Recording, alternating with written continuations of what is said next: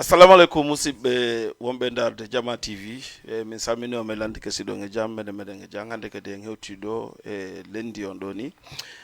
fi émission men laaɓa e poye on mi landi kesi tawi woni on huntike e jam on naafi e jam meɗen men huntike e jam min naafi e jam yo Allah taw onon kadi on huntike e jam on naafi e jam kadi ɗen mari émission laaɓa e poye ɗen mari ɗo invité moɗanaɗo mo invituɗen fi laaɓa e poye on no waɗinoɗen ko feƴƴi kon ko plateau ɗo noon hiɗen mari Amadou Badiane ɗen mari Djidje Bella Dioli hiɗen mari kadi ɗo Aliou Barry ɗon andi noon Aliou Barry si wolama ka culture fof no andi ko kanko Aliou Barry ko pré ɗon andi toon kadi fof kadi mo wadde piiji ɗi donc minna ɗo Djidje Bella jarama. Voilà, DJ Bouba jarama no marsude jantuga hewte jam alhamdulillah ko no fewdi ko fewndi ko hande ko émission laaɓa e poste deuxième numéro laaɓa e poy animé par DJ Bouba et DJ Bella Amadou Badiane ara salminen téléspectateur ɓe fof kala mo andanda hoorema no anduno émission chaque lundi 22h et destination 23h15 aray ko enen e émission laaɓa e poy en salmini invité ɓe men ɓen e surtout ma invité jo men wande bari e Amadou Badiane aussi personnel ka Jama TV e kala wonɗo en darude ara en salminimo en hiwrike mo yo heɗoro émission hakkille ɗen ara o heɗora ali ɓerɗe ko noon tigui Djidje Bella no woɗɗa noon en salmini kamɓe e dar jooɗiɓe no daari no heɗo ɗon kadi reweten salminen ɗo kadi Amadou Badiane wiyamo assalamu aleykum. maaleykum salam DJ Bouba maaleykum salam kala wonɗo e darude kadi émission wonɗen wadde fewno ɗo woni laaɓa e poste weltanoɗen kadi mawɓe men ɓen weltanoɗen kadi sonnaɓe men ɓen weltanoɗen kadi kala mo gandanɗa hoorema joɗoto au moins si c'est une seconde hakkille makko ara e men hakkille makko kadi ara e ko wonɗe wadde kon donc pour l'instant kadi weltanoɗen notre cher invité. Voilà ko noon tigi woodi Amadou Badiane mi weltatike ma mi weltani kadi jooɗiɓe ɓen hino daren ɗo no mi woni noon ɗe mari invité molnaɗo no inne Aliou Barry arten e makko salminen mo Aliou Barry assalamu aleykum. Voilà, assalamu alaikum Jama TV, assalamu alaikum communauté guinéenne do Sénégal. Haray ko no woniri ko addi kon taw ko weltanagol on ko mijiti ɗon ha taw ɗon on invité lan pardon e o émission mon ɗo haray ko mi adorta ko toragol Allah yo Allah jaɓan en kon ɗen horde kon e ndu lewru barkinandu barki ndu lewru ɗo kadi nawra télé o yeeso e waɗa jam e kisiye ka télé ɗo Allah hawrindiran e sahaba moƴƴo e mum e yewten mawɓe men ɓen yetten ɓewgili men ɗin yetten ɓiɓɓe men ɓen yette yaadiɓe men ɓen haray langue disposition mon fi question ji ɗi. D'accord Aliou Barry min weltike par ce que komin noddi konko nodden nden ɓuuri welde haray min weltatke ma Bouy a wi kama ari kama Aliou Barry hino andira promotion walla promoteur addugol artiste Aliou Barry ɗa wawi min sifanade honno natirɗa e ɗum. Voilà, alhamdulillah rabbil alamin si on pose une question donc d'abord mi andinayi on culture on ko passion parallèle Aliou Barry no mari golle mum ɗen no mari fonction mum kono culture on ko ɓayno welalan mi waɗi mi naati e mum saabu giggol ngol hande ko adi kon si naati lan e mum ko DJ Bella e DJ Bouba si minni DJ Bella ko fendoɓe animayno ñaani kanko e Ceerno Barry tawi la janggal l'école la yeeya café barki Allah ko ɓe min andidiri ko weldigal amen ngal ɓe pottini yeeyoɓe café ɓen tawi tellement jamma Marseille tawi ɓe andi joni ko mawɓe ɓe ɓande l'école an o ɓe wilan armé walla ma wona ɗo yeeya café heɓa arkisema on ɓe ari ɓe pottini yeeyoɓe café ɓen fof min mi jooɗi tawi jour goto mi lawa yeeygo 65 000 jamma goto ɗum ɗon no tawa e ko contribue e ɗum donc ko nder fijundal ɗum ɗon omi tawi welilan e Bella e mi yewta e fimum souvent ado min fuɗɗade golludugol an DJ Bouba yawɗa Guinée tawɗa Mamed Fata Kono Soki artuɗa proposanɗa lam min e paate par doigt addugol Mamed fi sowugol mo on sokko mo heɓuno waɗɗen mo le 8 mars ka stade Wakam ɗo haray ko ni mi fuɗɗori ha bela noddi ni joɗɗen ndaren ko honɗum waɗɗen. Je me rappelle bien kala leggal ka karamo ko Mamadou Winda Diabola bela propose ɗa après ndeñande jemma e 22h 23h min bela min woni wakam ɗo an hosuɗa min immi ɗo e 2h du matin mi yeehi mi yiidi wuuri digue wuuri on tum hari ko digue wuuri mo jooɗi ka ɓaawo cour stade Assane Diouf min tawi mo ɗon e tabung himo waɗa ɗon 50-50 mi yewdi e makko o jonni min giɗo jama production e o tawa e murandu haɗa ko ni bari natiri e sapper sobison ko teddungal mon. Ok, Aliou Barry min weltike laaɓi ko wolɗa ɗo kon mi arta e ma seeɗa ni par ce que mi ara e Bella e Amadou Badiane. Aliou Barry sobison no waɗi probléme ji toon walla ala probléme ji wonɗe mum? Vous savez, le rendez sobison c'est quelque chose qu'on complexe. Mi nana ñama kala ɓe noyinna wo ko fiju ndaaru ndu puyɗo gollata par ce que nde fof ɗa yaha ɓennayi ko yimmoɓe amomen ɗo addude joni yimmoɓe addoɓen ko 1 million 2 million 3 million billet avion hôtel 5 étoiles ko ɗum gaddata ɓe donc andi puyɗo ala ɗi mbuudi donc puyɗo hata addugol ɓen donc sobison no waɗi difficulté ji no waɗi sattendeji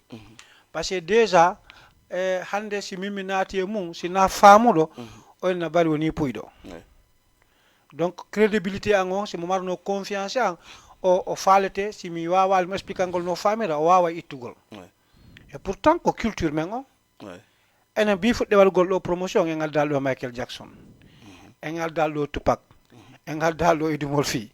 ka ko wonɓe ngadude ko wonɓe yimude cosalno men ɓen surtout cosalno pullo Fuuta o ko Guinée en fof wonan ɗen mais mo kala no intori culture enen cosal men on mi sikki waɗɗen kadi hon ɗum wiwɗen a yaltimɓe album janduɓe ɓen ɓen ɗon ɓe heeɓi inde ɓe andama enen waɗen promotion fi jeune génération on no andire ko ɗum wonno début e wonno objectif on ka début mi sikki hande artiste guinéen fof la wolde ɗum e média kala fuɗɗiɗo yimugol ɗo ko enen gatimo addugol Sénégal ɗo so heeɓi goɗɗum so noon ɓe fopp maɓɓe génération to so kom ɓori ka feƴƴi Habibou Fata ko Ceerno Mamadou leyton en fof kenen yaltini ɓe hors du pays. En tout cas bon donc mi adda e lagande mi arta e Bella par ce que no woodi Bella kadi ko mari ko yoto ɗon musidɓe wonɓe darde Jama TV invité men on ko Aliou Barry émission men on hiɗon andi ko laaɓa e poy wiyete Aliou Barry noon ɗon andi ko yette bare joom eɗen andi somin addake mo ɗo komin faala ko ngo laɓɓina men poy Dj Bella en sammini Aliou Barry en welnimo en landike mo affaire promoteur ko woni wadde ko gandani ko wowli kon donc haalaji ɗo wolɗi pere dabbi ara nun taw ko enen ɗo watti tuggude surtout ma onon walluɓe mo haade mo janggude école ko ɗum marra ko sifoɗa ɗon. D'accord, merci beaucoup DJ Bouba, merci aussi Aliou. Hiɗa andi kon ɗum ɓuuri kanude tagaɗo komo reconnaissata bien sûr si tawi tagaɗo no reconnaissa o anda vraiment mi wallima ko fani ɗo hay suka boni kon yewta lankari waɗanano ko boni après waɗanoma ko boni siko reconnaissant jo o wawa rectifiede ko boni kon nano fimo waɗanima kam moƴƴi a jooɗike tawi an tout le monde a wi o waɗani lan kam moƴƴi ko laaɓere reedu makko mi anda simo andi ko sabu honɗum min waɗirno ɗum andi o anda hay simo andi ara o yeggiti no wawi wonde yeɓe kafe ɓen buyarno ɗon min fuɗɗorno e maɓɓe ka hoccugol kaasiyoy min wiya damal ñaani a hoccay kaasiyoy koye sigaynama yeeyede andi min mi prévie mi waɗa préveni goɗɗo mais si mi faalama hunde nden mi wowlanima jaɓali mi hollete a ɓuuri alam baba hiɗa andi enen pullo Fuuta hiɗen jikkini pihum gotum si tawi ka liye public hewtama foppu no tumbi si ari a wolanimo ma goɗɗum tanki tedda paɗe walla waɗɗo teni walla jogiɗo lowru arali foccimo o jaɓata o respectata ɓe arɗo ɓe 4 personnes ɓe yeyno café ko joni mi wayrindiri e oyam robos donc ɓay Allah waɗi ɓe ari ɓe fof ɓe yeeya café ɓe fof ɓe ɗatata fof no rancé goto Aliou tun no côté goto min remarque chef fayari ni mi bela ñi say mbokk lañu de do foko sibbe ma yeddo be bari café do yobe ramasse kasiji ni mi ara min nabe ramasse kasiji ni be gayna tun suware gate tun mo kala suudo min nami o da namin tu yarani o da namin tu yarani o do kote makko o ramasa men watti kadi hala nelte do café o men yaw o kote da yo lumbitu ka Aliou Bari wala kalum Aliou Bari non walla be me ara men jet men fodda café o fuddo men jonde men fuddo mo jonde mo don non c'est pas grave ko na wondo non c'est pas grave mi noddo se min mo sewe no min mo kennanit mo fi jaygal woni kala min mo non mon dina xamna kala o wi sande pas sen soirée la de na ñande mi informe be min be yon trendara arta lo yegol café be yehi be artoy min be yontere hande so arti yegol do café mi ratto be yehi be artoy de ñande accu mi haka be gar don be fo be gari men jippe taxi min e Cerno Bari men jippe ga auto min e Cerno Bari e dum matala jogi motor kinkoru ni mi droite ha men gay men jippi mi noddi police be min odo be taro café be monti be radi be ha min nan Aliou Bari artu ka place be do pour jama o yama en face boîte donc tagado nanugol no moƴƴi faamugol no moƴƴi ko ɗon o yeyeyno café kadi ha men gayna men ƴetta kadi puusa ngam men ƴawda men accamo place indépendant men continue ko noon weltigal sori hakkude amen donc mi weltike noon ɗum ɗo hannde ko par ce que pas la première fois o wowli ɗum ɗo donc hannde ko ɗum si mi explique on cas ɗon d' accord si mi ari ka question mo faalla mo jonɗamo question promoteur yagal min komi promoteur lan andi ko nder toon seeɗa mi annda boy mena min miɗo andi alhamdulillah rabbil alamina o wolinane ngo solloñi hunde ko puydan ɗan puyɗo gollata par ce que puyɗo signata 5 millions puyɗo signata 10 millions mais nous enen en jotto signe un contrat mo 5 ou 6 millions 7 millions concert yawta hay goto han nanani en police walla gendarmerie en toñata ko ne yafotako donc haray ɗon vraiment miɗo weltanima on côté ɗon donc si Allah jaɓi si ɓuri ɗo seeɗa en arta ka laaɓa poy ok Dj Bella Jolly alay ko non tigi woniri laaɓi poy mi salminde on toujours ono wonɓe darde Jama TV ɗo e cité ensemble e Wakam haray invité men won ko Aliou Bari ka émission laaɓa poy eɗon gandi on nani kadi ko Bella wolɗo ko min e hoore an Aliou Bari ɗo men andiri noon sah miɗo wawi wiide min e hoore an ha ka wonɗo ni mi yejjitu min ɗo yeggiti kono min Aliou Bari men andiri par ce que ko sifi ɗo koko gonga makko no woniri kono min no men andiri noon vraiment mi yejjiti kono ɗo lan andi ko mi yiwi guine kan carrément ɓay mi Mohamed mi arti attagollam miijo ko pour organise go kanko mi atti mijitali fimum o faami ka hara ɗon men huwodiri mais ko kanko mi atti mijitali mi ara e Amadou Badiane anani Aliou Bari ko wori ko côté promoteur anani Dj Bella kañ kadi ko woli ko côté promoteur donc an kadi ko honɗum marɗa ko lanɗa Aliou Bari walla ko watta wori ko woli kon ka côté promoteur yagal e affaire men iwgol guine ara ɗo pour janggol ara ala ko waɗama soutenir tawa koye liggoro dole maɗen si wawa yoɓude jangga ko janggata ko d'accord merci DJ avant tout Aliou Bari mi lowma wiide c'est pas un ami c'est un frère andi un ami et un frère ça fait deux pour non tumi wawi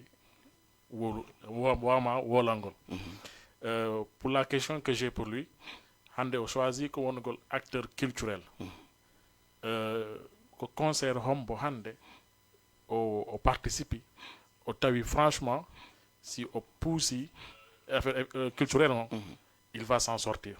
hande ko concert hombo o manam concert hombo organise o jooɗi o tawi kanko tun hi simi continue vraiment mi heɓa hen réussite. Oui, alhamdulillah rabbil alamin. Andi tout en début no satti no compliqué.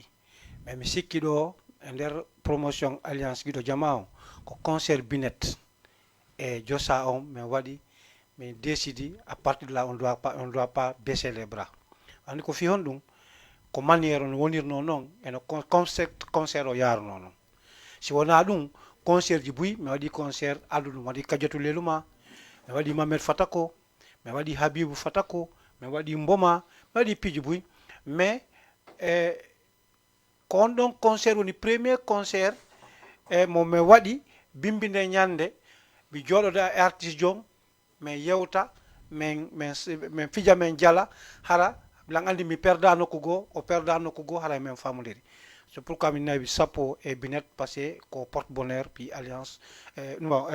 Guiɗo Jama production on no porte bonheur e on promotion ɗon non haray ko on concert ɗo mi wata jonnugol on honneur ɗon.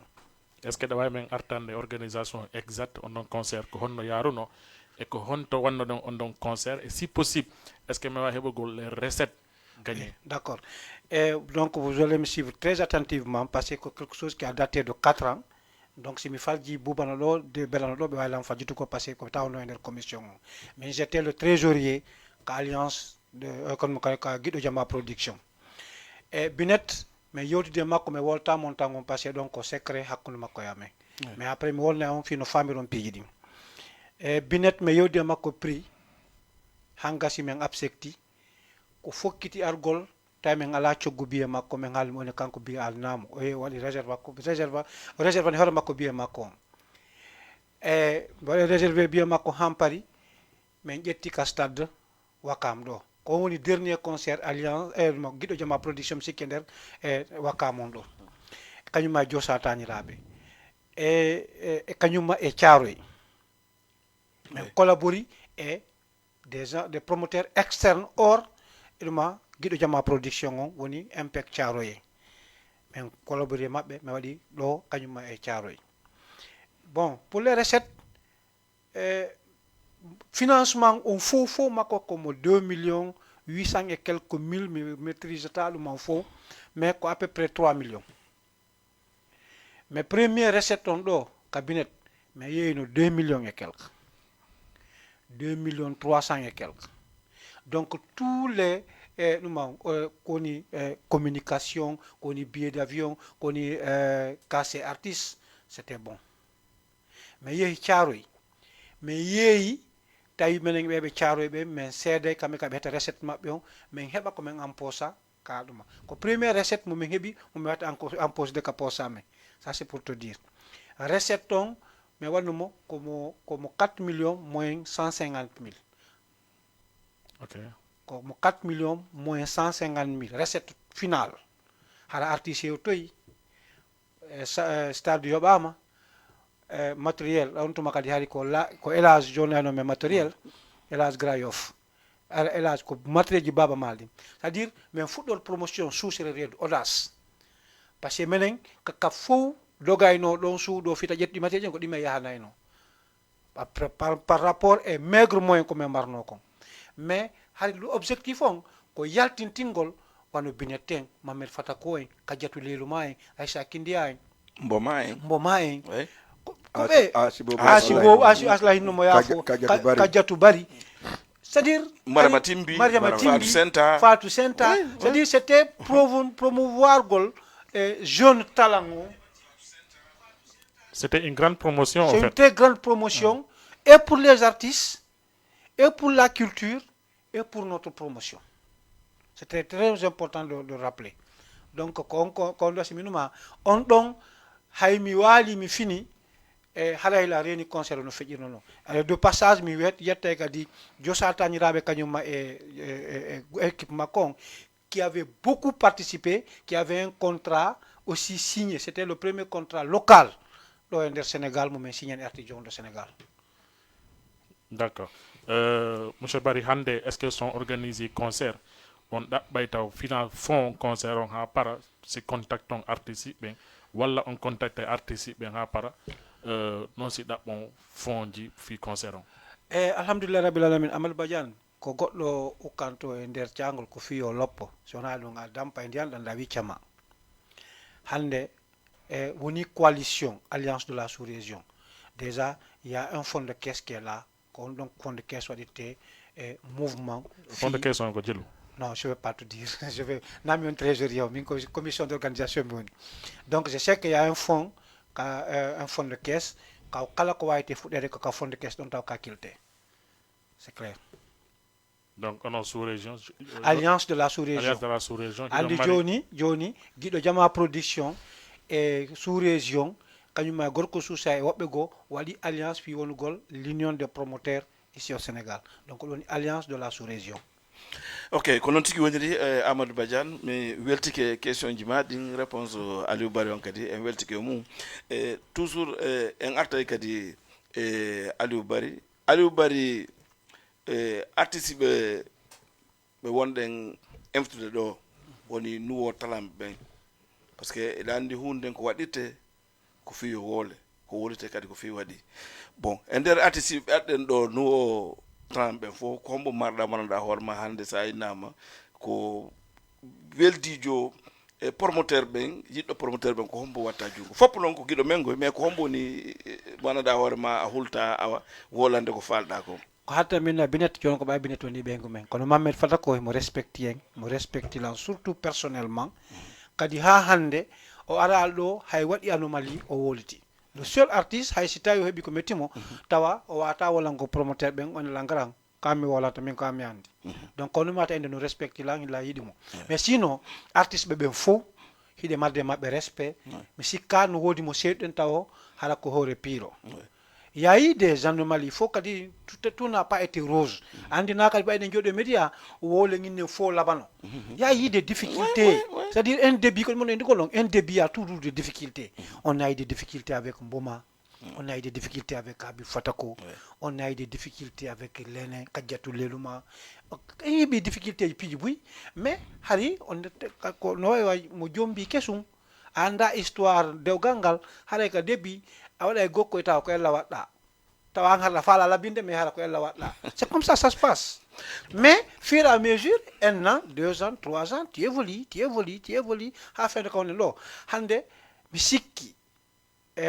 mi namantagol mi sikki sino nodde de promoteur ici au Sénégal hande alliance de la sous-région et nous doit participer gol nous doit nodde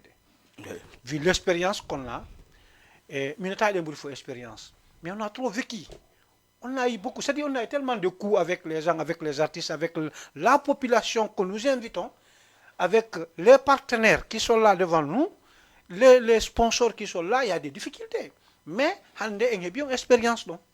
Donc, on a une expérience de l'utilisation. On a une difficulté, on a des difficultés. Preuve, dernier concert, tout le monde a vu, ça a commencé à crier. Mais lorsqu'on a pris les papiers, on a étalé les papiers un par un. Tout le monde était là, nous féliciter, était notre soutien. C'est ça. Donc, on a hunde fi won gol tum bumaf nder ton mais ko ya hebu gandal e mun janga fur et à mesure ça wadi enna ko ma hitande ça wadi 2 ans ko ma dubi didi ça wadi 3 ans ko ma dubi ça di bobo na lebbi jeego fuddo jodade hitande o fuddo daragol hitande e feccere fuddo walgol pa 2 ans o yehi 2 ans e demi o fuddo wolugol c'est comme ça aussi la promotion. Ok, Aliou Bari Dj Bella Aliou Bari anani ko woli ko côté promotion ankadi ko hondu marda ko wattalo par rapport ko woli ko jaar ma kon kawrewi to. Très bien andi kono yewte nanen no min ka côté promotion do mi wata prononcude parce que je suis dedans donc haray non mais non do ko labay pogo non problème que je pose ka côté promotion je suis déjà le vice-président de l'association Alliance de la sous-région donc quand on fait une charge de organisation Alliance de la sous-région donc question Mamadou Badia on me pose c'est très normal quand on répond dans mes côté donc la deuxième partie on de hors de promotion parce que deuxième partie on andi ka émission là bay poy ko donc photo sofude parce que do chacun fait ko yewtere ji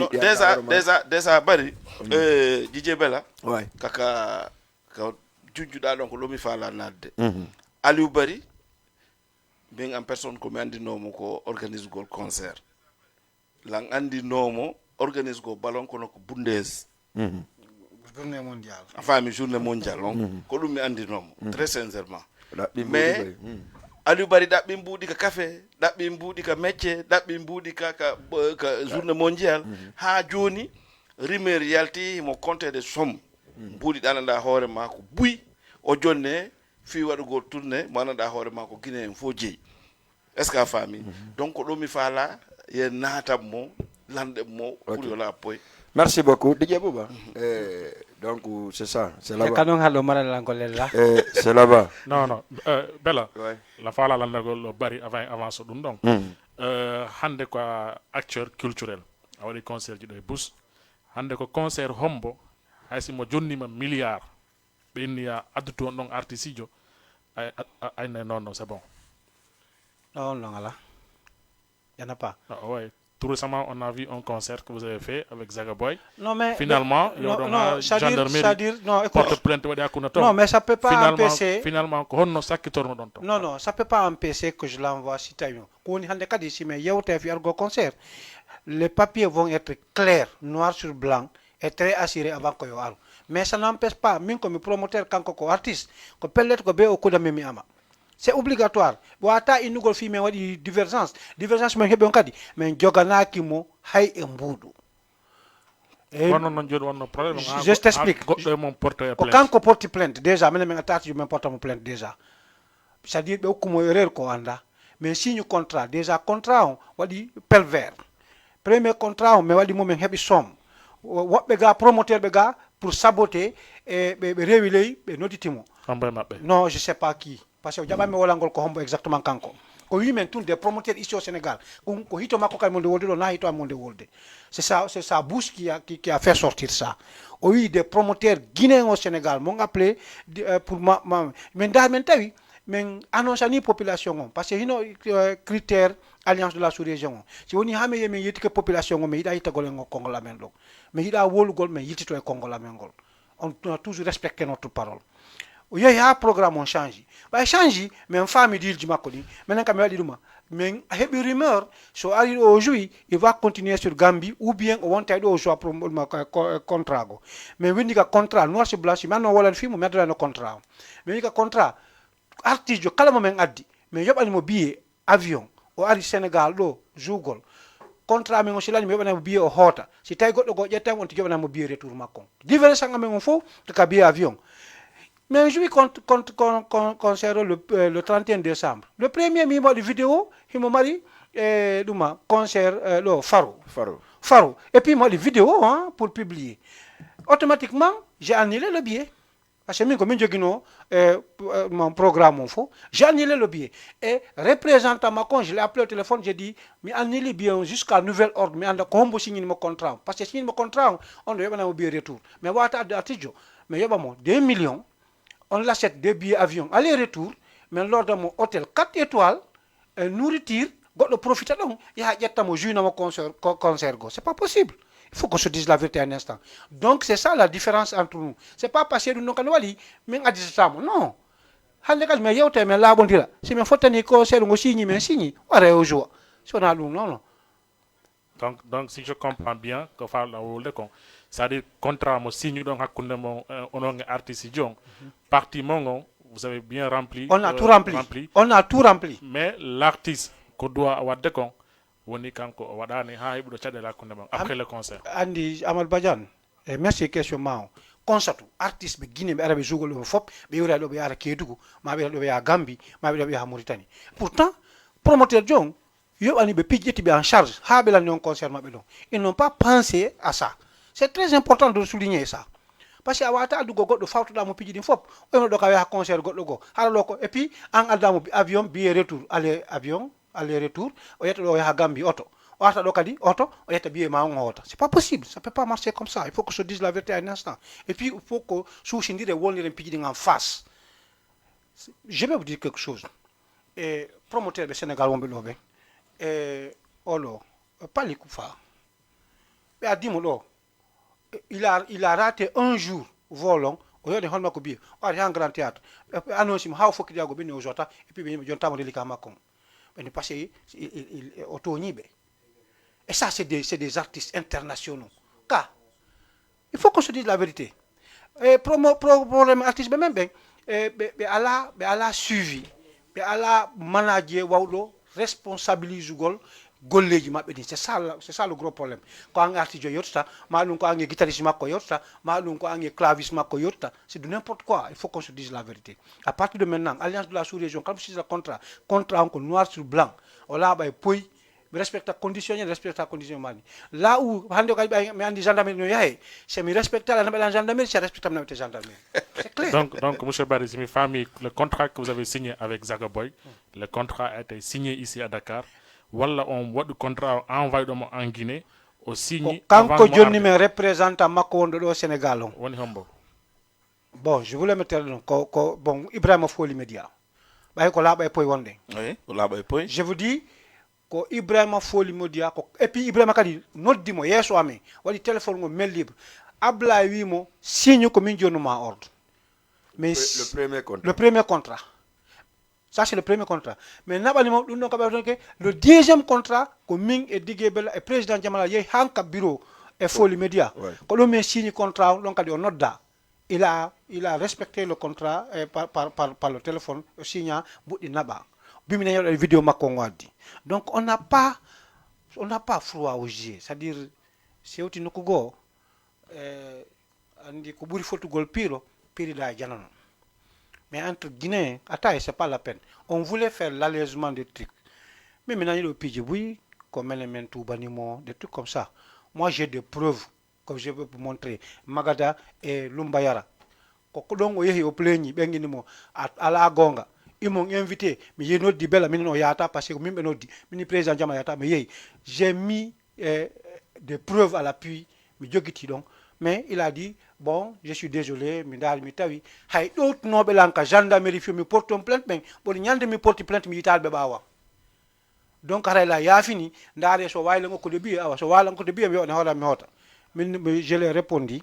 comme une décision. Je suis secrétaire commission d'organisation, mais je vais rendre compte à l'équipe. Quand l'équipe on dit j'ai rendu compte à l'équipe. L'équipe a dit, il n'a qu'à rentrer, sinon et c'est comme ça ça s'est passé. Donc, est-ce que depuis contrat, on y a une affaire d'amateurisme un peu? C'est-à-dire, on signe contrat et Mandanda Horema, c'est un représentant de l'artiste, c'est pas un manager. On signe un contrat, Mandanda Horema, un contrat doit normalement lié au nom artiste. Est-ce que c'était pas mieux et facile pour vous de signer directement avec le manager de l'artiste? Même si l'artiste il signe des carrés. Mais famille Amal Badja, la femme, communiquons. Non. Comme manager John, c'est le manager Ablaye. Nous, on n'a jamais signé un contrat avec Zagaboy. On n'a jamais discuté de prix avec Zagaboy. Je veux que ce soit clair. Ablaye, par le biais de Païk Moussare, que j'ai eu le numéro, j'ai appelé Ablaye. Excusez-moi. Okay. Allez-y. C'est par le biais de ce petit comme Hebiri, mais nous disons. N'ayant détail concerne le stade Ibamar Diop. L'andio le dit direct PDG Foli Média. J'ai appelé tout le monde quand on dit on a on donc men de golugol. Men jona habam jona ma lokali jonimo. Tungo abla wilang. Tout ce que tu veux parler avec moi, il faut ni prison, so signer contrat, signe dans Ibrahim. Men Ibrahim comme on le concernant le Joni, on a besoin de vous appeler à une réunion. N'ayant si je me trompe pas, ko Hamidou, Siradio, Yero, Ibrahim. Be yehika siège Medina men jodi men yewti men noddi kadi Ablaye le manager. Il a confirmé que c'est son collaborateur, c'est son représentant de Zagaboy au Sénégal. Il n'y a pas mieux que ça. Il n'y a pas d'amateurisme. C'est-à-dire... Est-ce que dans marne preuve, on a vraiment holliré que Abdoulaye ménager Zagaboy, il y a un signe de bien sûr, bien sûr. Si tu as une preuve dans le témoin, mais il y a une preuve qui dit, il y a un vocal qui dit, il y a un signe de Ibrahima. Voilà, il y a un signe de Ibrahima, c'est notre représentant. C'est clair ce que je te dis. D'accord, M. Barry, mais après Abdoulaye Zagaboy porte une plainte. Après, par la suite, il y a un discours de Héoudi, Abdoulaye Wadi émission, on a un jabi donc. Après, par la suite, maintenant, les suites en Hadjone, Abdoulaye Mengandasio Hoti, Tembo Dakar, ko honno wonno femmo onon e Abdoulaye ménager Zagaboy. Merci beaucoup question. Men iwiga gendarmerie c'est le même jour au yehi Foli Média ou émission Macon. Si vous avez vu manque de responsabilité de ce manager au yehi on aborali hay document ji comme un jogono kon hakkunde amen. Quand il a voulu se montrer qu'il a porté plainte contre les promoteurs ici au Sénégal, il a fait allusion à beaucoup de choses qui ne nous concernaient pas. Parce que c'est la première fois que nous, avec un manager, qu'on se retrouve devant les locaux de la gendarmerie. Ça, c'est un. Deuxièmement, le lendemain, même station m'a invité pour justifier ce que Ablaye a dit devant les médias. Je suis venu avec tous les documents qui sont, d'abord, la réservation des billets avion, la réservation de l'hôtel, la nutrition, le contrat du concert. Tout ça là, je suis venu avec, signé par un cachet de Folie Média. Même pas la personne. C'est le cachet de la société Folie Média qui représentait l'artiste. Donc on n'avait pas quoi montrer. Moi, c'est ce qui m'intéressait. J'avais des copies et ils avaient les originaux. Moi, j'ai fait sortir les copies et je les ai dit de faire sortir les originaux. Ils ont fait sortir les originaux. C'est pour ne pas dire qu'on a falsifié quoi que ce soit. C'est eux qui avaient les originaux. Moi, j'avais que des photocopies. Et c'est clair, je pense. D'accord, c'est juste pour ma dernière question pour l'instant. Nous les hommes des médias et les acteurs culturels au Sénégal. Bon, c'est vrai, c'est une question de moralité. Bon, ce que moi je veux dire, c'est un débit. Tout débit, c'est pas facile. Vous êtes en train d'émerger, vous êtes en train de faire votre courage. Parce que nous, on a le financement. Ko idée mon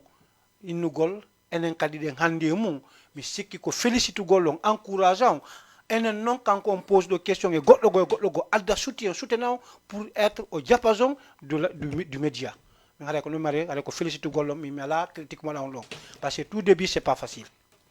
Ok, Aliou Barry a weltanama Amadou Badiane ankadi a weltanama langandi joni ɓay langandi bela o memata talen ka promotion ɗo kamɓe wonde o huluta e woodi film ɓuri kamɓe wonde ñamde ton kom mais Dj Bella no mi wodi nan noon Aliou Barry ko anda ko promoteur min noon langandinomo walgol petit kankako nene toon bundes donc mais haala kadi yalti Aliou Barry organise ballon ha som tirɗo yaltinama o jonnama l'enfant la yennate ɗum Bella. Merci, on va y aller juste deuxième partie. Ouais. DJ Bouba. Avant tout d'abord, je vais donner Aliou Barry question et réponse du Macoding. Ouais. Parce que la restée aujourd'hui à ma place. Donc on passe, Badia, merci aussi pour la question. Et merci téléspectateurs Bendara bébé. Min ko mi andi hande ko laabay poy Aliou Barry il a des problèmes sérieux. Ah ouais. Problème makko ko hondum Aliou Barry son kaci tumbi Aliou Barry no nyaadi piray Aliou Barry piray non on to nyina pir ko ya mo pir jande Aliou Barry piray Sophie tun si Sophie o piray goddo yata Aliou Barry accu déjà maintenant fait on doni ni c'est pas remarque on a sorti c'est-à-dire goddo ari aka télévision do yewti oui no fa la forme de wala inde makko midardema ngaray do ko laabay poy wete laabay poy de Aliou Barry avant tout d'abord goni mi arka dum ko fi honnu si tumbi nyaadanta de trop. Merci beaucoup. Long on jetta ka jijang on jetta ka jijang yette barijo tigi harana nyaali do yette bari yagal on ko nyaadu do wallahi kono toke bernde ala felice maranta kadi goddo hen sa bonni lan ko tout suite sur le samyato mabela bonni lan sa jabali en sonkay ya nga pire ko doni jikku yette barijo mo andi histoire allemand boka biro seda landata ko kon yette barijo sonkanta. Ok Barry, c'est-à-dire tu as raison donc mi donana dum do hibe yewta mais souvent jama wiye men non on jokoli Aliou Barry mais sincèrement parler men den huli hay goldugol lemo parce que kanko imo Sophie donc ka jijam parce que mi jabata fenande parce que jabata fenande d'accord Aliou Barry Général Piqué waaw Général Piqué do wi men nam mais yewti ha passé men ala no jije fimu Général meden andi men landi mo passé il a des problèmes avec le moyen guinéen. D'accord, merci beaucoup. Bon, mon mari problème est moyen guinéen. Non, moyen guinéen tout. On calme mari problème quand on faut. Ok, d'accord. Donc ça, on revient à la réponse. Donc, mais yo don ha mais yo don 2 ans quand on développe Mboudi.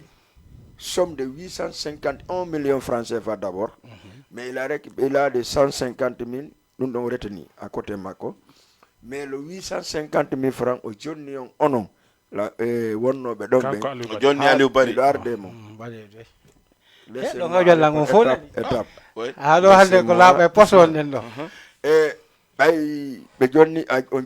Je vais dire carrément ce que j'ai entendu. Min le wodi ko mi andi il y a des ressources on ma holande d'abord la première fois le Johnny on mbuding halfintindabe mbuding deuxième fois après jama fo songo ma wi ya artin ya yaw ya na mbuding jon jeddo mbuding déjà onon on nyami mbudi parce que onon on jabali organise go tournoi on hande kadi général peki ko jokkino dom mo joni bela don juuti hanton joni ben ka débit fi wa développer gol mi toroto non écoutez lang attentivement parce que vous êtes des hommes de médias kadi yettiron famiron kadi gande monde e si mi togni kadi mi yafana ke goto mo si wilam ko mi woli ko gonga mi togno mi yafana kadi téléspectateur joy goto wido ko mi woli ko gonga harano andi mi togna woni min bari mi nota relation de hakkunde men on min e général hay fus ala hakkunde amen sina harsi min fotti min hirondiri himo welan piyu gotum parce que ala sikoto ko gonga tunga wolata parce que katumbi wo ko réaction mo lando lano ko fenmi sonkanta parce que si jama on nati min tumbi tum jam fa wadi mi sonka e kisan mi yamo mo sonkira non mi wayla lan hari sabu nden pi wondo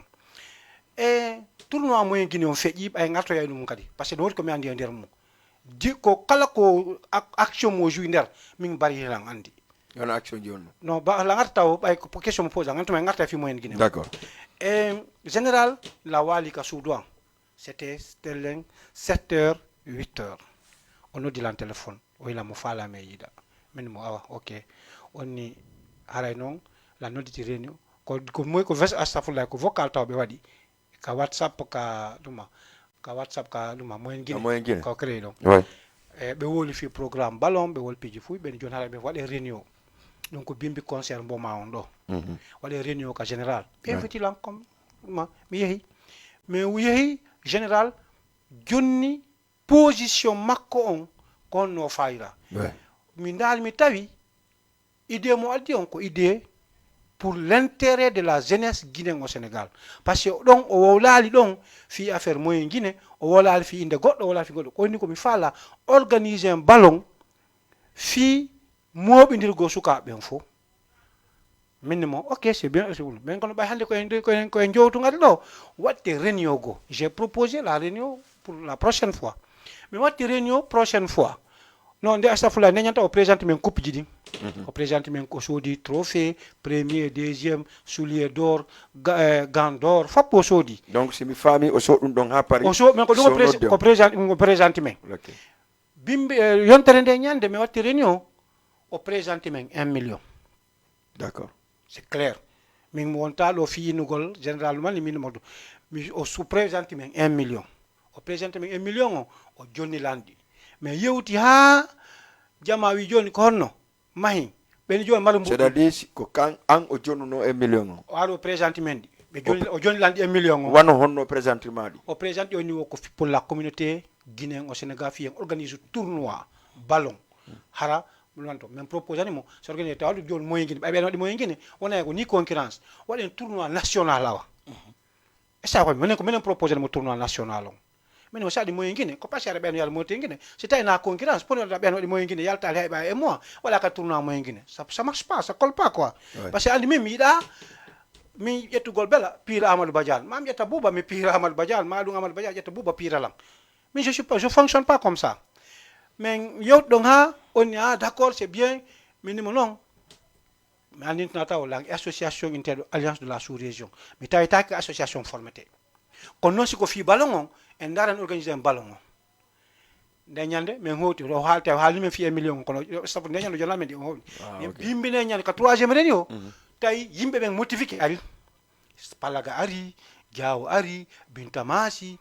Thierno Sadou Julde yimbe boy on était une vingtaine chez Hamidou Foli Média il y avait beaucoup de monde il y avait une vingtaine Thierno Sadou yawno ka réunion na Thierno Sadou wala go moyen guiné on était Thierno Sadou kadi d'accord a fami on de nyande o adoy e o addoyi enveloppe ji o jonni lan o yi haray ko mi wad départager piiji ɗi mbuuɗi ɗi min non c'est pas comme ça marche min joni accu haale réunion mais réunion jama wi général ko fokkindinɗa kono laba kono palaga propose animo mi faala waɗen idée goo hayso organisé ballon on kono jakaso no woodi hakkunde men enen sukaɓe haɗi waɗe réconciliation enen sukaɓen taw d'abord réveil de conscience men débatti ɗum ɗon ha e 22 heures ɓay fof kitama tumin général hunino en goɗɗum joni noon ɓe alañum ɗo yo présente en fo anda ko ni woniri général yeyata de 1 million on joni lan 1 million on mi jogiti 1 million on ɗo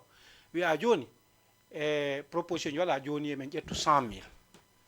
mais yaha kamo ko baɓɓen kami yahata wo min naɓora haɓɓere goro min huno lawol ɓe noddu sukaɓeɓen woni e nokku gotum accidirane hakke siga hande koko nde wadde ɗo ko enen e Ceerno Bocar Matakaw la première personne a été visée ko Ceerno Bocar Matakaw avec la communauté forestière, la communauté Haute-Guinée, la communauté Basse-Guinée. Après, non, s'il y a une association, c'était une très bonne chose. Mais il y a 100 000 dit, mais Johnny Landi. m'a dit 900 000 dit faire, mais faut quitter. Tu me dis, Johnny, mais là, on a dit mboudi. Général, mais halfinti ni ma dit mboudi. Général, wo Johnny, beaucoup de dire couple long, mais men anda, mais halfinti ni ma nyande no men artio, si jamalati là, Johnny talan comme halfin ma kon, mais Johnny ta jamao. Je pense que vous m'écoutez très bien. Très bien, ouais. Mais jetti dum non, mais yemen fudi financement non, mais halbe indi joni wobbe inni. Si me yaadi dum do, bay men fala o addi position ji men hebay sponsor ka lamu ka do ka duma piji men woldi ma piji. Men dum fa me yahu informel e me mojjin kaydi ji din. Kaydi din ko dum ko nine ya registre de commerce, me ya ka préfecture, me ya ka gouvernance, me ya ka duma fiebugol récépissé ka intérieur. Il y avait 5 points à débattre. Mais nous avons la problème. Mais voilà, une démarche. Yonte ni voilà un contrat rendu. Mais yéhi, mais un contrat rendu, faut apprécier. Johnny kayo bete no tel 500 et quelques mille. Taïmen hebiray tel ko 260 000 fika di di fou haka récépissé. Et sa famille. Après, même président non dernier ka di hota mais Johnny, il me wadu élargir. Ma élargir ne ñanta yombi ne ñande mais pour notre jama on fo association yi me foto no contact association fi yar goltawe ko foda ko tede kayal to goldon be lambari andi général o ko wolo kala ko wadi o woli tay min be hin ambe woldu association mouvement presque tout le monde hein mouvement har ko ngelo une vingtaine de personnes oui andi kala ko woli ay ko wadi moyen ngene kon kala ko moyen parce que moyen ngene goddo namo no damo ni addu finance be habe ronki financement ko volonté makko wadi do kadi kanko do dijam wadi volonté makko wona goddo ni général yaltina me mbudi walen nangam kaali et sa famille me fanki bude me ngarti bi mi nyande fudale ni on to min général addi ko me halfi makko men ko mi jo halfi nomo ka min addi ko me halfi nako addi ko halfi lanko men jogiti men do no débattre gol fimu tawi non andi men ngi élargir gol hono camara tiaro ngari MPK ngari buy ari tay joni débat woni désorienté mbudi wata ko wala de fimu fi on programme non joni ko honno na gollirede fi moƴƴingol bureau on rempli sa kaydi din fi wa hebgol document on au niveau du ma fi récépissé on joni non mais débatti dum don fokkata yaldugol tum andi tawi kabinata tawi esira be ciotire goto be ngam mariama jakka longo hodi men haldi mi yaha mi hirto mi yalti tum min e Allah kadi ko walde ko seede ko min e Ibrahima yaadi Ibrahima wakam min e Ibrahima yalti tum butami haali Ibrahima min ma do ri mbudi ndo la ngando no général nodda jo man ko non mais goto nodda Allah hay personne nodda Allah fi mbudi mais yehi bon bimbe de nyande général Abdourahmane Palaga général noddi Abdourahmane Palaga do dija noddi fo wiya barnabo no mbudi be fo be nya me ngandi passé mais yi a joni modi yon kanko men halfini joni en haldi yo dogangen documentation après on a rendu compte et sa famille bimmine nyande e on reni arto don tay ko nde nyandi woni fuddade assise on ka kaluma ambassade mi noddu non téléphone joni non di le reni ko 17h si mi yahali reni o watta parce que min jogiti fi documentation la jogiti document ji din fo si min mi arte ka suudu 17h yoni mi hato mi wona e perturbe général noddi lan téléphone o wadora kalifo min mon la kalifo parce que ambassade mi woni kadi en halda dum min mi mi waɗi kadi décortiqué ha fof woni convaincu tout le monde assemblée on fof woni convaincu est ce que a faami mi yalti ɗon tun ɓe général noddi lan téléphone o non Aliou Bar yaadi e mbuɗɗi o ñaami mbuɗɗi min ɓe ok mi yaadi e mbuɗɗi mi wattire ni o mi waɗi ma programme o mi expliquani ɓe min ko haa ɗo mi andi fiiɗi mbuɗi e mbuɗɗi je vais être clair devant général ko noddi la fima joom notudi par ce que ko kanko uddi ka hunduko makko o kiiɗi communauté guinéen o hande ko duwala lantagol ɗi mbuuɗi ko commission wonno ɗo nder ton non wona général andi ko fiyon ɗum abbelami lanna s'il vous plaît c'est important de préciser par ce que mi nanti piiji buy ɓaawo mum e min noon ñande yaha document ko min namaɗo kon fof mi présenté ɓe document ji ko maɗi kon fof avec des preuves des numéros de téléphone ɓe faala ɓe nodda hay kadi moƴƴina ton d'abord ça c'est important pour laver mon honneur d'accord deuxièmement mbuuɗi ɗin o memitali jungo par ce que o ari ka média mon ɗo mi ekkutimo o wi Amadou Badiane no tawa e majji Ambelɗa tawa e majji Bouba no tawa e majji goɗɗo goye jeunesse no tawa e majji mi heeɓi association de lan jakka général no okki e mbuɗɗe jogitiɗi min ko gongal jogitiɗi donc hande kadi ko farlike lan jogagol mbuuɗi ɗin ha tuma famodira o ok Aliou Barry merci beaucoup pour éclairer ɗum ɗo mais min waɗi suggestion goto par ce que an e hoorema nane mi inni général probléme waɗi wiwɗa antigi wiwɗa himo mari probléme ha adnallan fou mais hande ɗin mbuuɗi ɗi jogiti ɗon ɗon par exemple ɗi communauté en fof ɗum hari ko on question mono mal andade mais laati a wolima par ce que min mi sikkuno ko wi yo ƴetɗu mbuɗɗin ko golliren o okka mbuuɗi ɗin par ce que ko ɗo min landi mo ka fenga o wi joni mi arayma ok non fof ɗon laaɓa bela par ce que o woli ɗum ɗon ko wi wo joni ɓay mbuɗɗi marete ha pi programme o waɗe joni kanko yo hettu mbuɗɗin ɓay ko commerçant so soodi tabal 80 000 o yeeyi nga 150 000 heɓa bénéfice har noon mo anduno mo wadde commerce so joni mbuɗi ɗin c'est il est hors de question de jontugol général mbuɗɗin taw c'est à dire si mbuɗɗi jonte hande ko assemblée o fof jotto ko finance kon fof énuméré général si hetta e goɗɗum hetta hala kadi ko assemblée jonti ko nami mbaɗa jontotammo c'est clair ok merci beaucoup Didier Bouba way ko noon tigi woni bela min komi woni arɗo Aliou Barry général général ko noddi on d'abord min no minaniri noon no Barry woni noon général o noddi on tawi o soodi trophée ji makko ɗi fof par ce que imo desdi imo faala organisde ɓay tun o iwi moyen guiné imo faala organisde ko vengagol raɓɓinagol ma ko vengagol moyen guiné o soodiri trophée ji ɗin fi organise gol tournoi moyen guiné men ari men change ani mo do noon mais wimo menen men ala ɗo wiwgol e oɗo ko koɗugal ko beɗugal si tawi mo organise tournoi ko tournoi national men konti les 4 régions naturelles mais il y a 8 régions administratives 4 régions no divisées en deux moyen guiné ko 2 Conakry ko 2 Kankan ko 2 Guinée forestière ko 2 donc mo kala ya deux équipes on a 16 équipes ɗum yoni ko joie tournoi national témoignugol j'ai des preuves mi noddi président Guinée forestière o joni lan accord o wi lan yomi représente Guinée forestière si ɗum ɗo waɗama koko piyum monsieur Nicolas que je vais saluer au passage o wi haray mo yiɗi et puis ko initiative labaɗo ala joni Barry ko ɗo moni arde andi mi honto moni arde onon gon ari o tawi o soodi trophée ji makko o noddi men tawi o soodi trophée ji makko minen men ara men tawi o soodi ko kanko noddi men tawi o soodi trophée ji makko ko gotum non hala kanko non ko notta on kanko taw o desdi o soodi trophée makko o waɗay mais kanko o wawata wadde sans équipe wala hay sondu ɓawa makko ko wayra ɗum mais ko ɗum ko gotum wala hay goto joni o wawata wadde mais mo mari moyen pour finance gol o noddi on tawi o soodi trophée ji makko ɗin o holliti on hino trophée ji ɗin lan faala wadde ɗum ɗo ndar ɗon tawɗon onon équipe arɓe ɗon ɓen ko wi ko moyen guine woni organisé ko tawɗon onon ɗum ɗo feewa yo waɗu national ka donc o national o yaltidi kadi 1 million o jonni on o inni hino ko fuɗɗore fi organise gongol pour amin o okka mbuɗɗin ça veut dire ko jonniri on koko finance diri on organisation ko watton ko mais est ce que onon ko hen ɗo mbuɗɗi yawɗon fi kaydi jiɗi noɓe commission noma noon est ce que woɓɓe goo har no heddi ɓaawo hino liggade fi no heɓi ɗon ɗin équipe ji ɗi o wi no tournoi o laatora par ce que ɗon kadi il faut laɓɓine parce que c'est une très bonne question d'abord et merci aussi pour on laɓɓingol on côté ɗon général o adda mbuɗɗin ko financier okku mbuɗɗin d'abord o wi mi okki 1 million fi en organise tournoi mais ko fi en organise écoutez c'est-à-dire non c'est-à-dire bela mi ñawli on 1 million organiser tournoi mi hetta e mi okki on 1 million ko wayi une préparation tournoi c'est ça fond deux s'il vous Non, plaît. Barry, N'écoutez là, non, Barry, écoutez. pardon, Barry. Je vais être Barry, très non, clair. accurate, Barry. Vas-y. Barry, non, Barry. O onyo, o nyawlo onyo. Mo yaltini mbudi mu hino fala wadde hunde. Hayso hetataɗi sago makko ko yo yi'u sabu ko waɗi ha yaltini mbudi makko. Non, justement ko do won den. Ko do won den, ko do mon argol. Oui. Question no atundi yalla ngala parce que question ji di wuli. Ah, donc Bella, misikide aray go yaltini mbudi Famali. Je suis d'accord. Oui. Hande lo hôtel lo wona wuri wali ka jifa mum wali bonne volonté wali communauté guinéenne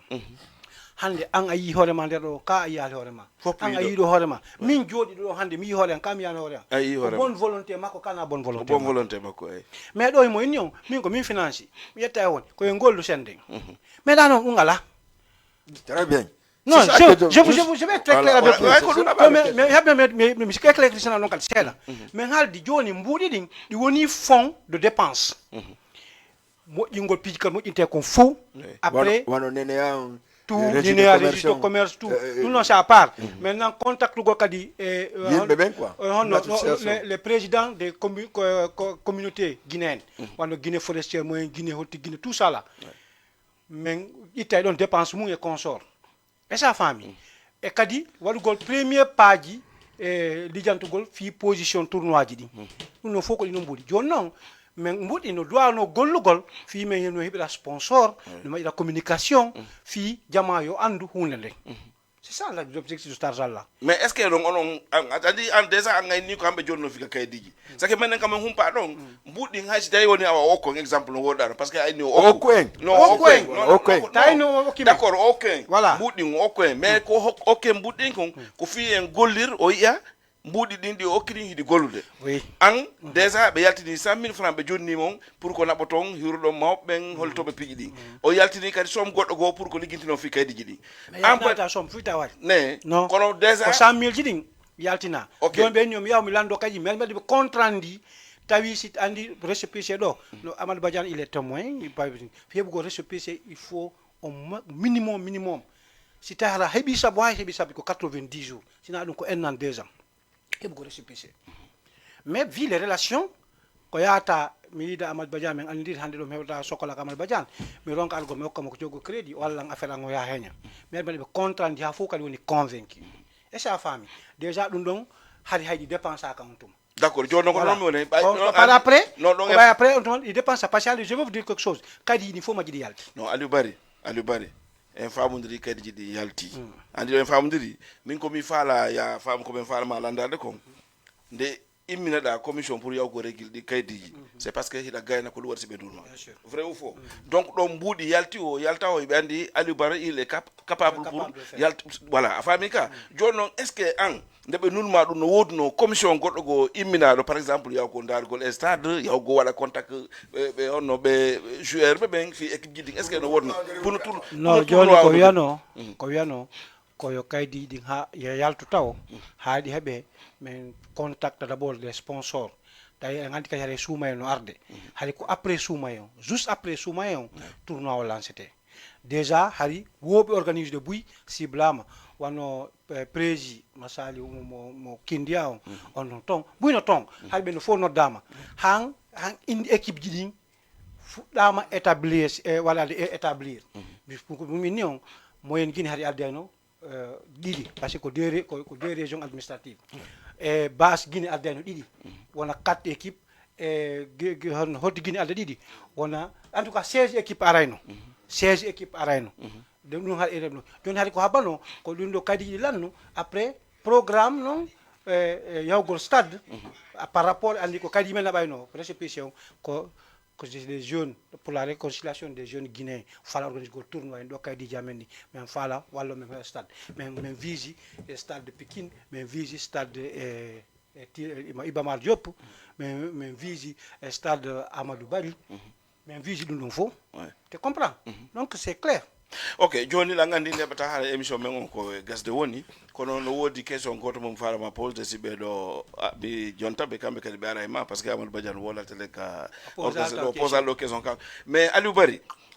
ni min no mi no wodi da non onon vision mon général ko wolɗo ko hawju tun o wooli onon on waɗa pression wondema o ñaama e mbuɗɗi ko haldigal mongal koye maggal wonɗon ko woni koko halɗon kon hewtali ko ɗum haɗi e ko faala kon yiyata o andi yiɓe kon waɗi ɗum ɗon général Pikine mi yetti kon ka début banno adama wonɗo compliqué marɗo probléme a waɗa e goɗɗum volonté au lieu ko yaccu jama o yaha wola ko kanko yata min hila waɗi ɗum la waɗani ɗum moyen guine la joni ɗum moyen guine goto toraki général ko kanko mijiti hakkille makko waɗi nodditi jama o tu peux pas appeler les gens ƴetto yawa kadi e divergence ji gono nder ton général Pikine kala ko waɗani banno adama hande ɗo o wona ka famille makko tout le monde l'a mis à côté je suis désolé de le dire devant les médias mais je suis obligé parce que min goto tuninta image an e son famille hande moyen guine ko kanko ukkidiri moyen guine fop kanko ukkidiri moyen guine fof ko kanko ukkidiri e ko kanko kadi ari ka teɗo jooɗi wiugol e himo jonni yimɓe mbuudi ñaami mbuudi na kanko yimɓe mbuudi makko c'est lui qui a fait sortir exactement général monsieur Barry nanen o maaki maako wonduɗo très important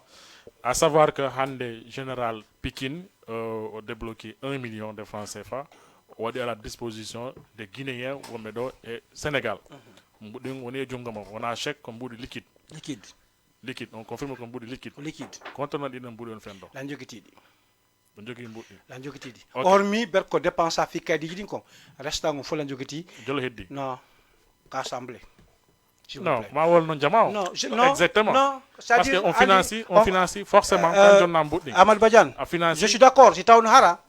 la wawno waɗangol décortiquer financement ngol no yaar noon fof si tawno hara addano polémique mais si goɗɗo falamama ko goɗɗo ko sarire goɗɗo habbike ma mawba wota yaktamo ka mawba makko je veux dire quelque chose e si général hara hande ɗum hara o arano ɗo e o wooli on ni ko so famini mbuɗɗi ñaama ma bloca ma nangam je pouvais étaler hande y a une responsabilité d'une commission et ça famille y a une commission cette commission hande je peux pas me permettre ici mi wola ɗo goɗɗum andi ko ɗon probléme on kamen la Guinée nos dirigeants ɓe yahay tun e nodda média tun ɓe dévoila ko ɓe dévoili o et puis se retrouve dans des problèmes ko mi wi le moment venu komi halfina kon fof mi détaillay un par plus un hartima comme halfina kon en ce moment si manqui ils n'ont qu'à le droit de revendiquer de porter plainte de mettre dans les médias voilà mais min komi halfina kon si manqui royi virgule comme no mi jonirano noon yo gollir noon en ce moment haray ko responsabilité ça me revient et ça n'engage que moi donc mes familles joni sayi mankoy 1 franc haray ko onon ñawli communauté guinéen non wona na général Palaga d'accord donc la question aussi je vous mets en défi en fond moi je vais vous mettre en possession de tous les dossiers et d'abord décharge jiɗin voilà décharge jiɗin artene men e bilan o déjà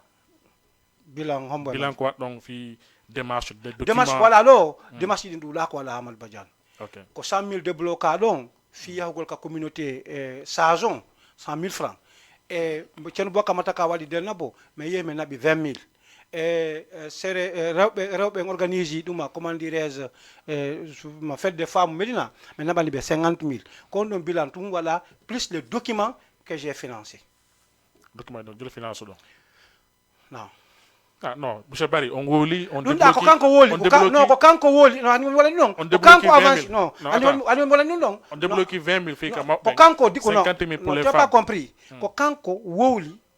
e mbuuɗi dépense aji ɗin ko si mi arti e majji min mi wolata no mbuuɗi ko dépense a kon par ce que min miiɗa okkorgo bana adama mi filito ko mi okkori makko donc ko naɓan ɗon ceerno Bakar kon il a déjà dit ça ko naɓan ɗon rewɓe kon il a déjà dit ça 70 000 donc woni na 70 000 20 000 na 70 000 non si il a enlevé 100 000 oh oui ana balang oh oui son naɓɓen ananu ga Amadou Badiane je reviens 20 000 woni 70 000 non mais non tu n'as pas compris 100 000 atti yaltinde ko fi commission saison ko 100 000 100 000 ok ceerno Bokka Mataka waɗi delnabo naɓana 20 000 woni 120 000 alors woni 120 000 ko so minuma ko kanko détail ɗi mbuɗɗo min mi détail tanuɗi donc ka rewɓen ɗa kay ɓe naɓaɗi ɓe 50 000 voilà min ko kanko détail ɗum noon ko somi woli fimi woltano fi mum je veux que ce soit clair parce que min ko mi hokkotoma ko fof ko mi hokkotoma ko woni sutura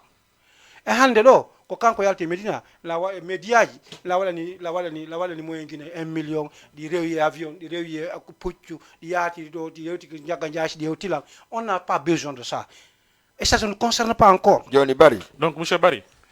joni ko général Pikine heɓuno initiative waɗugol on ɗon tournoi réconciliation. Non, initiative non non si jamais auton complique o heɓali initiative waɗugol ko tournoi de réconciliation ko tournoi fi moyen guine o heɓi idée mum. Il faut que ce soit clair. Donc, comme une commission on indi menen me watta tournoi moyen guine yalta dum men kadna kadi compara go goddo men ngadi so organiser tournoi national men accompagner mo tournoi national c'est clair. Donc tournoi national mo organisons d'abord. Mo fa organiser. Voilà, il faut que donc si jamais si Palaga wadi retiré est-ce que tournoi est lié? Bien sûr. Engagement hande commission d'organisation wodo tongon Palaga woni ton men organiser tournoi bay men joni avala men Palaga la to men organiser mo. Kono kanko heɓuno idée o. Hay so kanko heɓi idée on. Avec quel moyen? Avec les moyens qu'il nous a donné. C'est clair. Jonno moyen ko jonno ko jol heddi.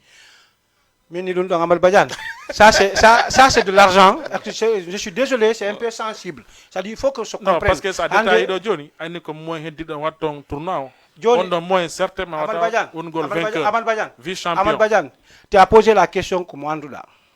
Je vais aller faire une allusion. Bay ko la bay po yinu den. Hande Ninea et registre de commerce tawa hara ko wonde authentique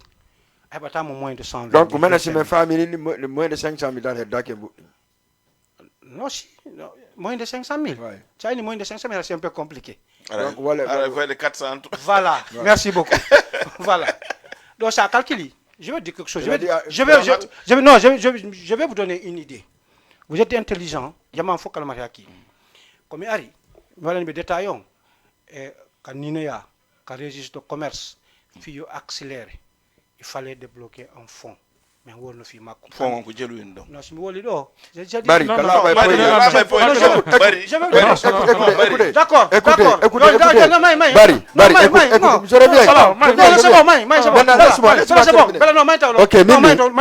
écoute-moi. Le général Arnaud. On n'a pas demandé général qui est-ce que mon John Mamboul. Général, oui, merci. Le John Mama 850 000 francs CFA. John Jatebik. Écoute-moi, non, Bella Douzaï. Milliard. John Mama 850 000 francs CFA. Déjà, écoute. J'aurais mal un détail, Bella Douzaï. Laisse-moi parler. Ok. Qu'on voit les caméras et commis Andiko. Général débloqué 1 million francs CFA au John Nima 850 voilà c'est ce qu'il m'a dit John Nima non andikadi mais milliard de bon kono wala ya bari non mi fala ya famu général ko wi kon o yetti 850 000 au Johnny Aliou Bari merci beaucoup non attends vidéo mon non c'est revient voilà o yetti 850 o yetti 1 million francs CFA o yetti 150 000 francs 850 au Johnny Aliou Bari yo Aliou Bari Maran communauté fi tournoi football o fala organiser donc maintenant o fala ma hetu de mbudni passé o yi tournoi on ça un peu gauche ha o godre mum ha jama fo motivo jonno innama Aliou Bari déjà woni est-ce que me landi mo ko woni trésorier on o wi non quand jogi mbuddi mais si tawi jogi 850 000 amodi trésorier a fami maintenant Dimboudi on 850 000 Aliou Bari. Est-ce que il a une confusion wadi avant hier ka détail? Est-ce qu'il y a notre commission restée wonno be tombe? Ha on yewdi fi Dimboudi. Ha décida anye horama on remet on jotta général Dimboudi en tant que kanko Jemboudi. Bien sûr, na kanko Jemboudi. Je fala iton ko kanko Jemboudi. Ko wolten do ko photo ngini ko général Jemboudi. Ko wolten do ko fo ko communauté guinéen Jemboudi wolte fi mo. Déjà d'abord ka plateforme ka commission de pilotage. Wadi débat. Mais tipi débat faut noter la lei ni minta minato ka débat mais tu kambe be haka débat be ka débat ja faut mabbe me noter ka privé mais jetti position amen on mais faut amen position on bari ko amen jogni kan jogiti mbudi ko jeyden kon sa jetti a jonni général nyande foddo arambusa men mbudi din ça était clair donc il fala ombo exactement wi amen ko do e odo wala madu parce que il y a une plus de vingtaine de personnes. La commission. Je veux dire quelque chose. La réunion, qu'on va aller un vendredi, donc, me propose de venir un vendredi, parce que déjà, d'abord, mon calme prépare des fiches.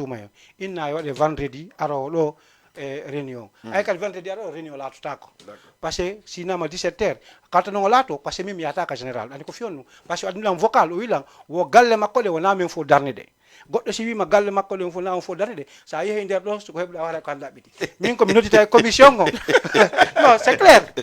non simi famini ni général noddima wima galle mon o fof kalatan lan o galle makko o na men fof darnide haray kanko darni ko kanko darni ko manam ko ta tippiro galle ka tippito galle makko ko no fedi ka Amadou Badiane si minima hande galle ane ko min darnide don mbuɗi heddi ɗi no wayde sende nani non joni habe joni on landi kala question important Amadou Badiane question important joni Aliou Barry parce que temps men kadi lanni tango lanni arta men e bilan ko wadɗa ko joni non justement ko mi fala ala e ko heddi ko ande mbuɗi men ɗin ko joni heddi on ande émission men ko émission laaɓay poy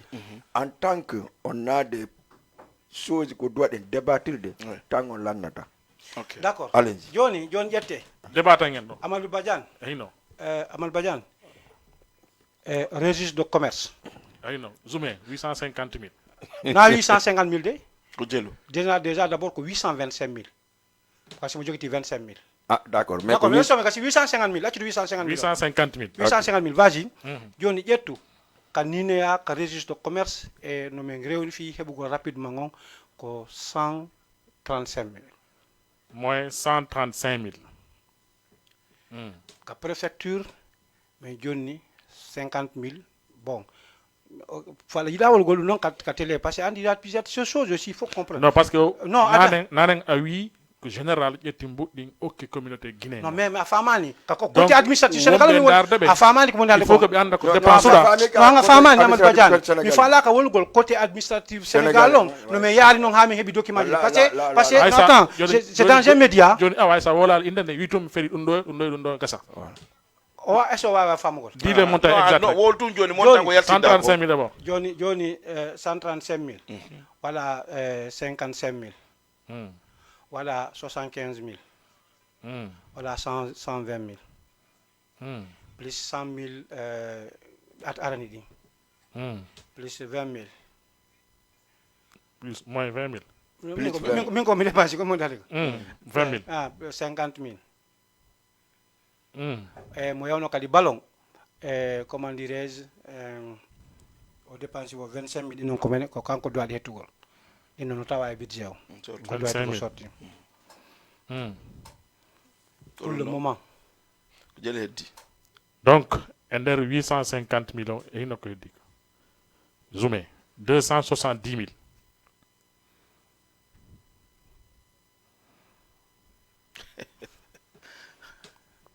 270 000 heddi 270 000 woni ko heddi e nder 850 millions joni ko fala andude est ce que en cas ou cas parce que si minen ɗo min landika Aliou Barry joni a wi ko général Pikine okki communauté guinéen o 850 000 825 000 est ce que minen si min landika ya jonnu men preuve ko dépense uɗa kon par papier par papier jonnaɓe des preuves harna preuve verbal non c'est des mi preuves jonnay on fof mo kala décharge dépôt on hara numéro téléphone ji mabɓe ɗi no nder ton je pense aussi simple que ça avec les cachets right c'est aussi simple d'accord mais no wodi ko toñi ɗon men menen communauté guinéen d'accord parce que quand on dit général ok 1 million de francs pour y organiser un tournoi mais on en tant que 20 personnes seulement par exemple on waɗi réunion on ha on gayni on andi c'est la jeunesse guinéen ko enen fof hawti ɗum ɗon on yeewi waɗoy hunde nde waɗɗon ɗon ha gayni on ari tawi ko sade difficulté waɗi o menen min faama est ce que merci beaucoup fi question on ko ɗum fuɗɗoniri on dernier réunion ka discussion waɗ ɗon ko leñade ono réunion de d'élargie on noddugol association ji fof no waɗa e kaydi mo kala e responsable mum no ɗona noddegol prochaine réunion si waɗe ko ɓawi mi yaltiɗo mi hooti woodi nodduɓe général wi mbuɗɗi kanko yo arti mbuɗi ko ɗum acci dulange mbuɗɗi c'est ce qui a amené cette discorde il faut que ça soit clair nde ñande réunion ko minima ko hande mbuɗi présenté ko nde ñande ɓayi yewtayna joni yo élargissé joni d' abord pijini fof yo bloqué taw ha élargissé joni nde ñande Amadou Badiane citama ka liste alliance de la sous-région sipama femme d'origine sipama kala association ɗo pour te dire que c'était une réconciliation mais immino mais ka ceerno Bogo Moutakaw no wi kañum ko woni prêt watta go paale mum ɗen accompagné men fi moƴƴintingo hakkude sukaɓe c'était quelque chose de très important général waɗu hunde moƴƴere nde siga mum ɗuɗatano waɗugol ɗo o dari o bonni nde par hunde ko bonnire nde hunduko makko kon c'est clair joni ko ɗum décision men décision en tant que la communauté guinéenne décision général Pekin décision mengon non décision on tawa no be non on faut on tawete non on faut on tawete parce que déjà d'abord c'est important que vous sachiez jondo décision après la fête si Djoulama il faut que tout le monde organise un tournoi au nom de la jeunesse guinéenne ici au Sénégal pour une réconciliation, une réveil de conscience entre nous la jeunesse. D'accord. C'est très important. Barry, une dernière question. Moi, Johnny, est-ce que si je suis membre de Tato, wala dido, wonno be mojo bere, mais waddi ma général, on arrive à essayer de labbinan de mendung, harana odo wala dunda wala. Ça dépendra de lui. Moi, je suis serein. Et vous l'avez dit dans les médias, mais il y a des médias. Je réponds aux questions posées. Comme général, je suis un gars femme de parce que je suis wallata. Donc, je suis prêt. Non, déjà d'abord, son invité général, normalement, il doit argol. La commission doit argol. Donc, mais fa la général, mi fami ko ida. Mi fa expliquer ngolo. Min je dois être normalement neutre dedans. Parce que mi wonanta général fi ka buka bonnate. Mi wonanta be la ka bonnate. Moni ko kofi ko andon objectif an c'est pour rassembler aujourd'hui Hiden Tawa est des porteurs de voix pour la communauté guinéenne ici au Sénégal. On ne va pas permettre de go pijigo. Nous wotton hande wa be ergo jola do général face à face yo jabi. Fil on dirait ko wala ko. Okay. On doit vous tous vous êtes intelligents. Donc on dit qu'il compte merci beaucoup. Merci beaucoup. Ok, merci beaucoup. Moi, il y a une question dernière question que je dois poser de DJ Bayafoda. Moi, je suis un faux mot pour le Congo to Bari. Jeune, animateur, Maupe, Fop, moi pour le Congo to. Oui, il y a well do on a Hunda Water. Hajon initiative go yetama organise go lay to Adri Kasuma yedo. Comment nous y a motivation? Alhamdulillah. Parce que initié vraiment par le président Alliance de la Sous-Région. Alhamdulillah Rabbil Alamin Bella. Quoi si minonal général faut qu'il hunde la bande au falant de bon gol. Parce que mieux ton pi ngo tu hande. C'est un grand secret hein. Le président Jamala immi watti pale mun den dogu le fi dum. Mais yawno nokko go fi au réconciliation des jeunes. Mais tay no wodi ka kalata tawa bon nay hay on organisation. Mais me wonti tout bobe. Mais le président Jamala si biyo initiative hara men jonni ken boka matakaw l'honneur kadi e fardo tummindirgol guinéen be fo fiyo dum buladu lato mobbe be welti be duyi bela be duyi je vais pas t'expliquer be wi bay tunko dum don fala don wallahi bay ko moji kala kanot do lang et n'importe quel hermo not lam yahayla weltani ken boka matakaw sabon côté et puis ça bi fomida bi fudden dum be leta kono be aray et il est combatif pour que nous soyons unis. Et bien, il a mis tout les qui ont voté écarté à Goto. Tout le monde est un faux mot, c'est un faux mot d'intérêt. Aïe, aïe, réunion au Locobentacon. Il faut tout le monde dire. D'abord, je remercie Jamal Al-Bari Bantangel d'avoir cette initiative. Je remercie moyen qui président moyen guinéen ko affecti et doléance Jamal Al-Onkong. Mais mi weltano Tcherno Boubacar Matakaw ko be watti pale mabbe yeso mengene sukabe be walliti fiye wono no Kongotum. C'est une première. Mi toriki Allah yo taw o laylatul gadiri do mottindina enen sukaɓe fomu kala itta henu e hoore oya e o laylatul gadiri do no way gonde inde lagine kon fendo do il faut que nous revoyons enen communauté guinéen wonɓe do Sénégal ɓen fiye wawu hunde wotere hande réunion haali enen do fo e wawi jodugol onon animateur et digue journaliste joɗo nokko gottaɗo ko réunion fil pour la communauté guinéenne hande c'était très beau à voir hande no laba e ndar ɗum ɗon haray ko mi wata torogol jama on en arta e mum ɓori jango communication ji e yide association ji ɗin fo majji kala wiyaɗo ko guinéen jo wiyaɗo ko julɗo tawi no wawi participe gol e laylatu gadiri on haray mi surtout ono média ji ɗin par ce que mi ton pi gotum so yi hunde marsi ko ono média ji ɗin publie so yi hunde marsi ko non holliti jama on so yi hunde marsi ko ɓay haray on associé ke haray komi torto Allah onon kadi média ji ɗin animateur digue ƴette on conscience ko jeunesse on deɓde kon onon kadi wonon réveil de conscience entre mon andeten ɗum hunde en hawtude min ben amin tun jeeya ben Amadou Badiane tun jeeya be wuuri giɗo jama jeeya ko baba men en fof men jeeyi e kadi argo Sénégal ɗo bela mi waynaki mawɓe bela ɓe ngarde Sénégal bela waylaki mawɓe amɓe narde Sénégal enen ɗo fof ko Allah fottindinen ɗo Allah hawtindinen arkiseji e ndi lewdi ɗo fendo ɗo e wuuri day mi faala e non de mokobaɓe men ɓe yen organise lalatdu galiri mo Sénégal fo woltayna communauté guinéen on communauté fouta moyen guiné jogodiri jungo woto haɗa ko ɗoni soya on fi lalatdu galiri on. Merci beaucoup pour la d'accord monsieur Barry wodi mananda hoorema ko wonɓe e darde en ka fenɗo ka page Facebook mo pose question goto o landi wo ko saabu honno ƴettan ɗon mbawɗiɗi général kafi en enen guinéen ɓen fof naɓuɗon feccere go ka dennaboji naɓuɗon feccere go ka fi sonnaɓe ɓen et sans consulter les responsables des associations et partis pendant la c'est des jeunes. Merci beaucoup pour la question. Initiative on ko général o yewri e inde kadi mi toñatamo kanko tun kadi e hoore kadi fottangol menen tumbodirnoɓe c'est clair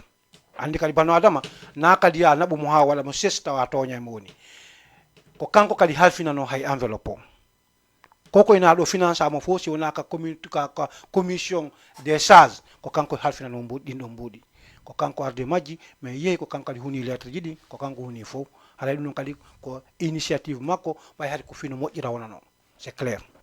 D'accord. Menen ko men propose no ko men cotise ko kanko eni ɓahiɗe wallini mbuuɗi ƴetten ka wallinɗen ɗon surrolen après on waɗen contrat ndi c'est clair. Ok, Aliou Barry fayda émission men ko lanni men no wodi question goto mo mi walama landade pour yen termine andinane bela o landike ma so tawi wonde waɗi prêt en général kañum ma e membre mon woɓɓe goo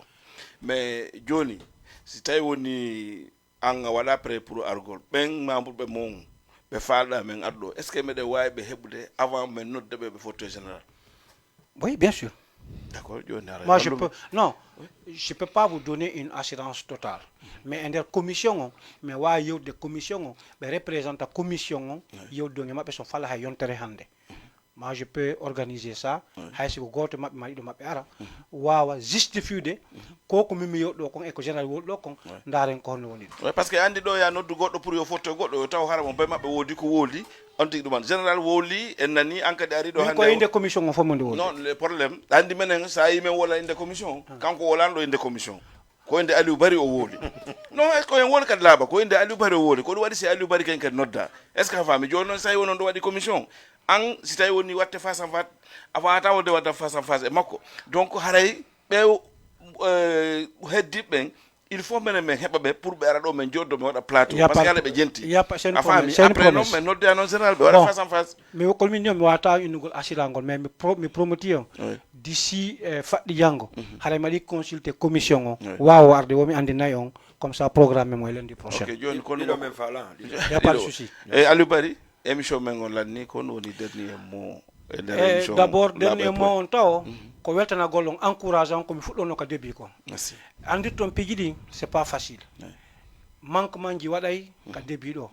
mais je veux que vous soyez professionnel d'accord kadi woton ƴettu ɓay min e bela ko min jaatigui min weldi o favorise lan e yewtere ka plateau il n'a qu'à être dur comme il a été dur vers moi parce que ça a été très dur Amadou Badiane a été très dur c'est-à-dire affaire copinage copain ala ka hore plateau c'est quelque chose d'abord min ko honneur an on no lavugol on pose la question buyɗo waɗana ley ina Amadou Badiane moƴƴa wiya bela sikkata ko ono wiya digue Bouba ñande ko no wondi mais min la weltori question ji ɗin parce que mi laavay dignité an on e yesso jamma o mi sikki noon kadi alhamdulillah rabbil alamin bi andidirɗen goto e mon walla lanɗo e police ma e gendarmerie fi mbuɗi goɗɗo ma fi ko goɗɗo haray ko yettude Allah ko weltanagol on félicita régime on félicita PDG on e encourage on minna yo ɓurtu kadi élargisugol communauté guinéen on no soñji ka yaasi aller vers eux oton habbo tun kamɓe ɓe ara vers mo mais vous allez vers eux yiidon e maɓɓe yewdon e maɓɓe haray ko duwanagol o weltano on haray ko teddugal mon fi lalatu gadiri on weltano on kadi initiative mo ƴettuɗon fi lalatu gadiri on merci beaucoup. Merci Aliou Barry, merci Dj Bella, merci Amadou Badiane. Amadou Badiane laaɓa poy ko ɗo woni haalde ko no woni dernier mot kalma ko Mamadou inde jaabu no larde yettonɓe ɗon nani non mais ça mi nayi kalma ko ɗani chaque fois kamɓe men sakkitota ouais merci yoɓe wakkilo noon ɓe ara kamɓe kadi merci DJ Bouba le doyen andi so tawi ɗum wonirama innama yo ɓoƴƴettu parole haɗa ko gayna ɓen jonnete donc merci infiniment et merci aussi Aliou Barry ko accirti famille makko à l'heure ɗo o ari o noti ko nodduɗe makko o tonintinaki fi mum haray kadi ko andintigol nanen comme no holliri noon fi laylatul kadri ko fokkintinɗen kon enen fof inchallah Jama TV et employé Jama TV en fop men accompagner laylatul kadri on du début à la fin mais way sa wiide même avant inchallah mais fuɗɗoto golle ɗen fi andingol mawɓe ɓen kala ko ɓeyni men waɗu hayso mi wawata men essaye ha ɓe anda men kamɓe tigi mais wawata waɗugol haɓde joni ɓena joni awa accite nangue nde ɗo hunde inchallah à partir de très bientôt o yeeyi inchallah golle Jama TV ɗen e fi ko mawɓe ɓen makani men ko inchallah. Ok, Amadou Badiane a weltanama Dj Bella émission men gom sigi ko ɗo woni hadde laaɓa e poy haray ko honɗum wonɗa waynode ka place deuxième numéro émission laaɓa e pos c'est-à-dire ko deuxième numéro woni hande hande no émission gon ko dirigé par DJ Bouba à chaque fois ne yeedi ke on ka émission laaɓa e poy semaine prochaine ko Amadou Badiane dirige ta émission inchallah parce que o doga e wonde dirige gongol mi anno sa ɗum ɗo joni non min lan habbi hara ko sonnaɓe donc voilà vraiment avant tout d'abord ka émission laaɓa e poy ɗo yo Aliou Bari andu hayso ko nene goto an hewti ɗo ko Jama on ɗo mi sohlina kanko bien sûr mi sohla ɗum komi sohli ko ndaroɓe ɓen émission on ko ɓe ɗum yiiɗi yoɓe apprécie u pas question yoɓe waɗoy yoɓe wowlu komi falaka ñakkata noon ɓe wala komi falaka par ce que hay nelaɗo a ñama faami donc mais mi tori Jama on woto ɓe nanir ɓerde nden yoɓe nani hakkille ɗen bien sûr communauté guinéen on on a pris des choses très importantes en innata e wawa réconcilier des faux kono noon mo hewte ka émission laaɓa e poyɗo o laɓɓinana en poy kala ko jogiti